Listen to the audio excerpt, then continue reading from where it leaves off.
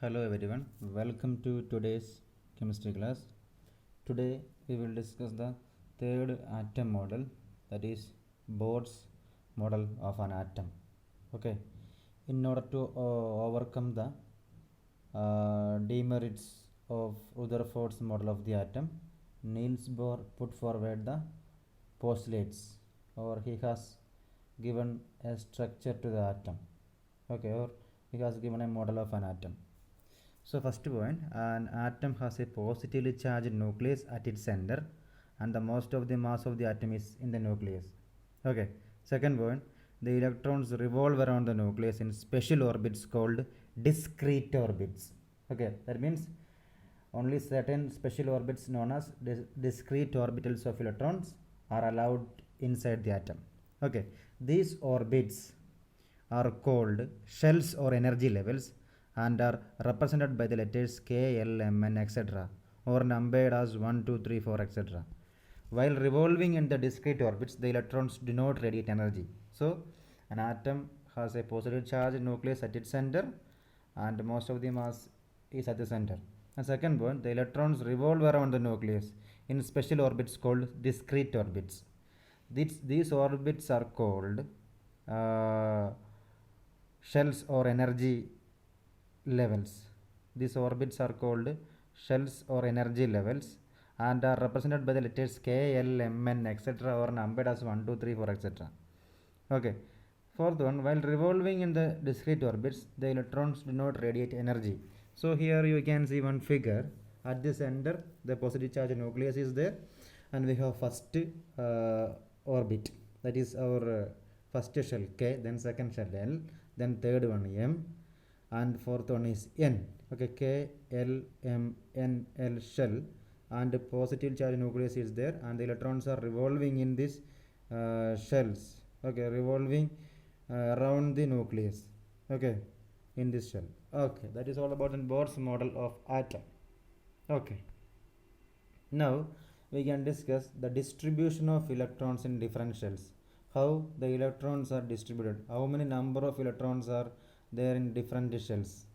Okay, the distribution of electrons in the different shell was suggested by Bohr and Berry. The following are the rules, and this distribution of electrons in various shell is known as electronic configuration. So you have to note one point, the distribution of electrons in different shells is known as electronic configuration. Okay, the following rules we can see. First one, the maximum number of electrons in a shell is given by the formula 2n square.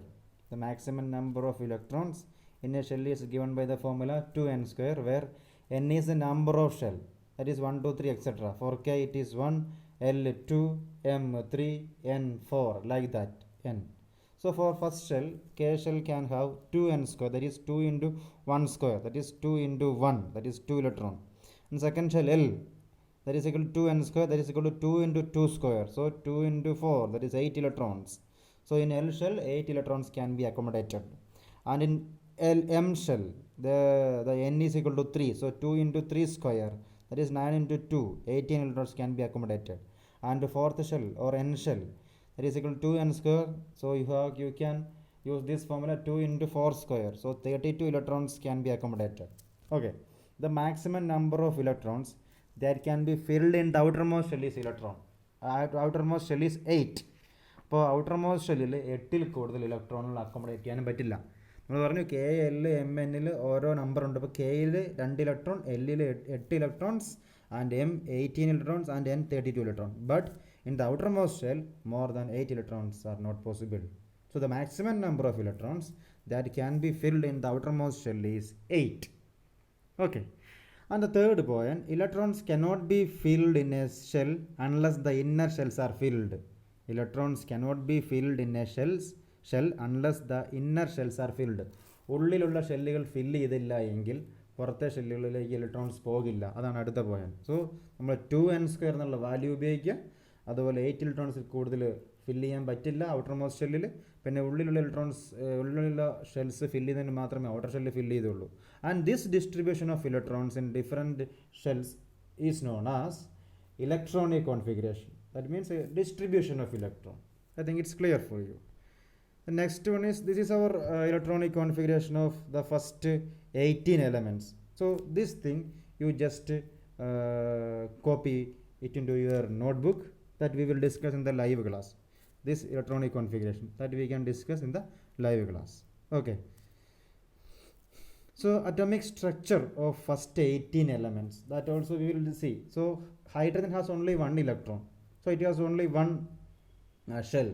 Okay, only one electron. So in the first shell it has only one electron, and in the case of helium there are two electrons. So at the first shell, in the first shell, two electrons are there. So lithium, it has three electrons. So first shell maximum electron 2, then L shell 1 electron. So like that we have hydrogen, helium, lithium, beryllium, boron, carbon, nitrogen, oxygen, fluorine, neon, sodium, magnesium, aluminum, silicon, phosphorus, sulfur, chlorine, argon. Okay, these are the atomic structure of the first 18 elements. You just go through this, and we will discuss this thing also in the live class.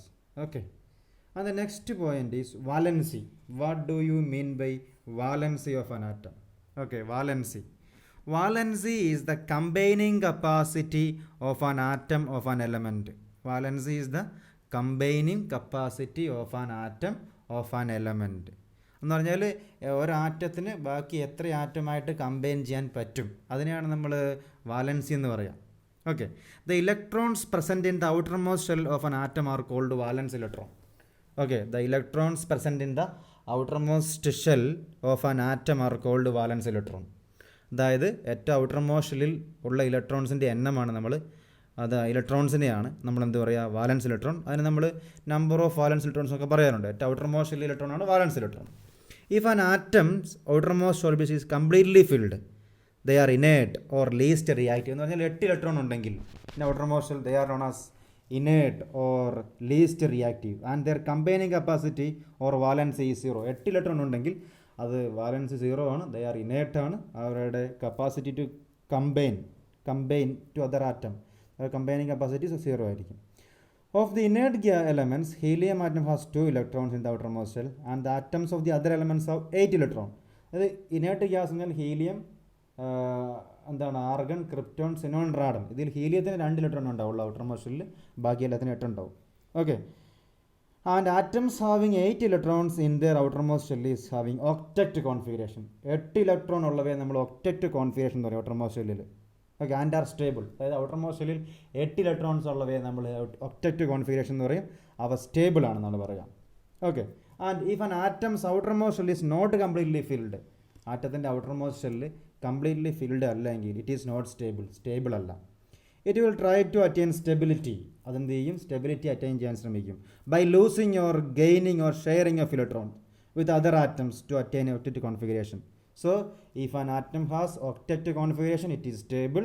If it is not having 8 electrons in the outermost shell, it will try to attain stability by losing, gaining or sharing electrons with other atoms to attain octet configuration.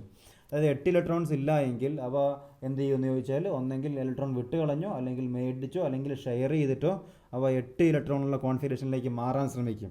Okay, the number of electrons lost, the gained or shared by an atom to attain octet configuration is the combining capacity. അപ്പോൾ എത്ര ഇലക്ട്രോണിനെ കളയുന്നോ, അല്ലെ എത്ര ഇലക്ട്രോണുകളെ മേടിക്കുന്നോ, അല്ലെ എത്ര ഇലക്ട്രോണുകൾ share ചെയ്യുന്നു, ആ നമ്പറിനെയാണ് നമ്മൾ വാലൻസി ഓഫ് ദി എലമെൻറ്റ് അല്ലെങ്കിൽ കമ്പൈനിങ് കപ്പാസിറ്റി എന്ന് ഉദ്ദേശിക്കുക. അപ്പോൾ ഒക്ടറ്റിലേക്ക് എത്താൻ വേണ്ടി, 8 കോൺഫിഗറേഷനിലേക്ക് എത്താൻ വേണ്ടി, 8 ഇലക്ട്രോണിലേക്ക് എത്താൻ വേണ്ടി എത്ര ഇലക്ട്രോണിനെ വിട്ട് കളയുന്നു, അല്ലെങ്കിൽ എത്ര ഇലക്ട്രോണിനെ മേടിക്കുന്നുണ്ടോ, അല്ലെങ്കിൽ എത്ര ഇലക്ട്രോണിനെ ഷെയർ ചെയ്യുന്നുണ്ടോ, ആ ഒരു നമ്പറിനെയാണ് നമ്മൾ വാലൻസി എന്ന് പറയുക, അല്ലെങ്കിൽ കമ്പൈനിങ് കപ്പാസിറ്റി എന്ന് പറയുക. Example, hydrogen, lithium, sodium atoms can easily lose 1 electron and become stable. അപ്പോൾ ഈ ഹൈഡ്രജനും ലിഥിയത്തിനും സോഡിയത്തിനൊക്കെ 1 ഇലക്ട്രോൺ പോയി കഴിഞ്ഞാൽ അവയുടെ ഔട്ടർമോസ്റ്റ് ഷെല്ലിൽ സ്റ്റേബിൾ കോൺഫിഗറേഷനായി മാറും. അപ്പോൾ ഹൈഡ്രജന് എന്താണ്, 1 ഇലക്ട്രോൺ മതി സ്റ്റേബിൾ ആകാൻ. ലിഥിയത്തിന് 1 ഇലക്ട്രോൺ വിട്ട് കളഞ്ഞാൽ മതി, അല്ലെങ്കിൽ സോഡിയത്തിന് 1 ഇലക്ട്രോൺ കളഞ്ഞാൽ മതി, അതിന് സ്റ്റേബിൾ കോൺഫിഗറേഷൻ ആകും. അതുകൊണ്ട് അതിൻ്റെ വാലൻസി 1 ആണ്. So magnesium can easily lose 2 electron. Magnesium 2 ഇലക്ട്രോണിനെ വിട്ട് കളയുന്നു, അപ്പോൾ അതിൻ്റെ വാലൻസി 2 ആണ്. So its valency is 2. Aluminium can easily lose 3 electron. Aluminium 3 ഇലക്ട്രോണിനെ വിട്ട് കളയുന്നു, അപ്പോൾ അതിൻ്റെ വാലൻസി 3 ആണ്. Carbon shares 4 electron. Carbon 4 electron share ചെയ്യുന്നു. ഒന്നെങ്കിൽ നേടുന്നു, അല്ലെങ്കിൽ കളയുന്നു, അല്ലെങ്കിൽ ഷെയർ ചെയ്യുന്നു. So carbon shares 4 electron. So its valency is 4. So fluorine can easily lose gain 1 electron and become stable. Fluorine ഒരു ഇലക്ട്രോണിനെ കളഞ്ഞിട്ട് മേടിച്ചിട്ട് അതെന്തായി മാറുന്നു? സ്റ്റേബിൾ കോൺഫിഗറേഷനായി മാറുന്നു. അപ്പോഴും വാലൻസി 1 ആണ്. So its valency is 1. Oxygen can easily gain 2 electron. Oxygen 2 ഇലക്ട്രോണിനെ മേടിക്കുന്നു. അപ്പോൾ അത് 8 ഇലക്ട്രോണിക് കോൺഫിഗറേഷനിലേക്ക് മാറും. So its valency is 2. Nitrogen can easily gain 3 electrons. So its valency is 3. 3 electron അല്ലേ നേടുന്നു. അപ്പോൾ നൈട്രജൻ്റെ വാലൻസി 3 ആണ്. അപ്പോൾ ഇപ്പോൾ നമുക്ക് മനസ്സിലാക്കാൻ പറ്റും. അപ്പോൾ 8 എന്ന നമ്പറിലേക്ക് വരണം. അപ്പോൾ 2, 8, 1 ആണ് കോൺഫിഗറേഷൻ എന്ന് വിചാരിക്കുക. അപ്പോൾ അവസാനത്തെ ഇലക്ട്രോണിനെ കളഞ്ഞാൽ മതി. അപ്പം 2, 8 എന്നുള്ള കോൺഫിഗറേഷനിലേക്ക് വന്നു. ഇപ്പോൾ ഒരു ഇലക്ട്രോണും കൂടെ കിട്ടിയാൽ എന്താണ്? അത് 8 ഇലക്ട്രോൺ കോൺഫിഗറേഷനിലേക്ക് വരുമെങ്കിൽ ആ ഒരു ഇലക്ട്രോണിനെ മേടിക്കും. ഓക്കെ. ഇപ്പോൾ ഒരു ഇലക്ട്രോൺ കളഞ്ഞാൽ മതി 8 ഇലക്ട്രോണിക് കോൺഫിഗറേഷൻ വരുമെങ്കിൽ ആ ഒരു ഇലക്ട്രോണിനെ കളയും. ഇപ്പം 4 ഇലക്ട്രോണോട് ഷെയർ ചെയ്യുകയാണെങ്കിൽ ആണ് ചെയ്യേണ്ടതെങ്കിൽ 4 ഇലക്ട്രോണിനെ കൂടെ ഷെയർ ചെയ്യും. ഇങ്ങനെയാണ് നമ്മൾ വാലൻസി എന്ന് പറയുന്നത്. Valency means the combining capacity of an atom of element. ഇപ്പോൾ 1 മുതൽ 4 വരെയാണ് ഔട്ടർ മോസ്റ്റ് ഇലക്ട്രോണിൽ നമ്പർ എങ്കിൽ വാലൻസ് ഇലക്ട്രോണിൻ്റെ നമ്പർ 1 മുതൽ 4 വരെയാണെങ്കിൽ അത് തന്നെയായിരിക്കും വാലൻസി. ഓക്കെ. ഇനിയിപ്പോൾ 5, 6, 7 ഒക്കെയാണ് ഇലക്ട്രോണിൻ്റെ എണ്ണം, വാലൻസ് ഇലക്ട്രോണിൻ്റെ എണ്ണമെങ്കിൽ 8 മൈനസ് എന്ന് കൊടുത്താൽ മതി നമുക്കതിൻ്റെ വാലൻസ് കിട്ടാൻ വേണ്ടി. അപ്പോൾ 1 മുതൽ 4 വരെ ഉള്ള ഇലക്ട്രോണേ ഉള്ളൂ എങ്കിൽ ഔട്ടർ മോസ്റ്റിൽ അത് ആ നമ്പർ തന്നെയായിരിക്കും എൻ്റെ വാലൻസി. ഇനിയിപ്പോൾ 5, 6, 7 ഇലക്ട്രോൺസ് ഒക്കെയാണ് ഉള്ളതെങ്കിൽ ഒന്നെങ്കിൽ 5 അല്ലെങ്കിൽ 6 അല്ലെങ്കിൽ 7 ഇത്ര ഇലക്ട്രോൺസാണ് ഔട്ടർ മോസ്റ്റിൽ ഉള്ളതെങ്കിൽ 8 മൈനസ് 7 കൊടുക്കുക. അല്ലെങ്കിൽ 8 മൈനസ് 6 ആയിരിക്കും, അല്ലെങ്കിൽ 8 മൈനസ് 5 ആയിരിക്കും അതിൻ്റെ valency. That is all about valency. Now we are moving on to the atomic number and mass number. Atomic number and mass number. Atomic number of an atom is a number of protons or electrons in an atom. ഒരു ആറ്റത്തിൻ്റെ atomic number എന്ന് പറഞ്ഞാൽ it is represented by the symbol Z. It is nothing but number of electrons or protons. So number of protons present in the nucleus of an atom or number of electrons in an atom. So all the atoms of an element have the same atomic number. Okay, all the atoms of an element have same atomic number. Hydrogen example, atomic number 1, helium atomic number 2, lithium atomic number 3. That means hydrogen has 1 proton, helium has 2 protons, lithium has 3 protons. The number of protons is equal to atomic number. Then mass number, it is represented by A. Okay, the mass number of an element is the sum of the number of protons and neutrons present in the nucleus. It is a number of, mass number is the number of sum of the number of protons and neutrons present in the nucleus of an atom. അതായത് ന്യൂട്രോണിൻ്റെയും പ്രോട്ടോണിൻ്റെയും നമ്പറിൻ്റെ some ആയിരിക്കും എന്ത് mass number എന്ന് പറഞ്ഞു കഴിഞ്ഞാൽ അതായിരിക്കും. So the mass of an atom is mainly the mass of the proton and neutrons in the nucleus of the atom. Example, carbon mass number 12, 6 proton 6 neutron. Aluminium mass number 27, 13 protons plus 14 neutrons. Sulfur mass number 32, 16 proton plus 16 neutrons. In the notation of an atom, the atomic number and mass number are written as. നമ്മൾ atomic number താഴെ എഴുതും, mass number മേലെ എഴുതും. Simple കിട്ടി കഴിഞ്ഞാൽ സിമ്പിളിൻ്റെ left സൈഡിൽ താഴെ atomic നമ്പറും ലെഫ്റ്റ് സൈഡിൽ മേലെ മാസ് നമ്പറും എഴുതി. ഇപ്പോൾ നൈട്രജൻ ആണെങ്കിൽ 714, 7 അറ്റോമിക് നമ്പർ, 14 മാസ് നമ്പറും ആയിരിക്കും. ഓക്കെ, നമ്മൾ എക്സ് എന്നൊക്കെ വേണമെങ്കിൽ പറയാം, അല്ലെങ്കിൽ എ എന്ന് പറയാം അറ്റോമിക് നമ്പറിൻ്റെ representation. Okay. Next one, isotopes. What do you mean by isotopes? Isotopes are atoms of the same element having same atomic number but different mass number. ഒരേ ആറ്റത്തിൻ്റെ ആറ്റംസ് ഓഫ് ദി സെയിം എലമെൻറ്റിൻ്റെ ആറ്റത്തിന് ഒരേ atomic number ആയിരിക്കും, പക്ഷേ mass number different ആയിരിക്കും. ഇപ്പോൾ hydrogen atom തന്നെ, ചില hydrogen ആറ്റത്തിന് നമ്മൾ എടുക്കുമ്പോൾ അവയുടെ അറ്റോമിക് നമ്പർ എല്ലാം സെയിം ആണ്, പക്ഷേ മാസ് നമ്പർ ഡിഫറൻ്റ് ആണ്. Example, hydrogen has 3 isotopes. They are protium, deuterium and tritium. Protium means 1H1, അതായത് അറ്റോമിക് നമ്പർ 1 മാസ് നമ്പർ 1 ആവും. ഡ്യൂട്ടീരിയം എന്ന് പറഞ്ഞാൽ atomic number 1 and mass number 2, that is 1H2. Tritium means 1 atomic number and mass number is 3. So carbon has 2 isotopes. Okay, they are carbon 612 and carbon 614, atomic number 6, mass number 12 and 14. Chlorine has 2 isotopes. They are chlorine 1735 and chlorine 1737. That is all about the isotope. Okay, then isobars. Okay, isobars, the last topic, isobars. Okay, isobars are atoms of the different elements having different atomic numbers but same mass numbers. Isobars are atoms of different elements having different mass. എന്താണ് isobars are atoms of different elements having different atomic numbers but same mass number. ആറ്റത്തിന് different എലമെൻസിൻ്റെ ആറ്റത്തിന് same mass number ആയിരിക്കും, പക്ഷേ atomic number different ആയിരിക്കും. These pairs of elements are the same number of nucleons. നമ്മൾ nucleons എന്ന് പറയുന്നത്. Okay, same. അതായത് ഈ ന്യൂക്ലിയസിലുള്ള പ്രോട്ടോണിൻ്റെയും ന്യൂട്രോണിൻ്റെയും ആണ് ന്യൂക്ലിയോൺസ് എന്ന് പറയും. സോ കാൽഷ്യം അറ്റോമിക് നമ്പർ 20 ആണ്, അതായത് മാസ് നമ്പർ 40 ആണ്.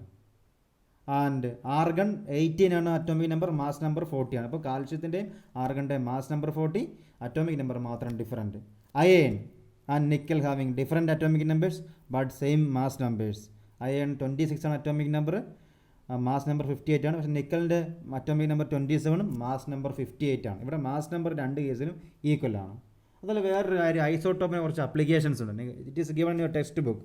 An isotope of uranium is used as fuel in nuclear reactors.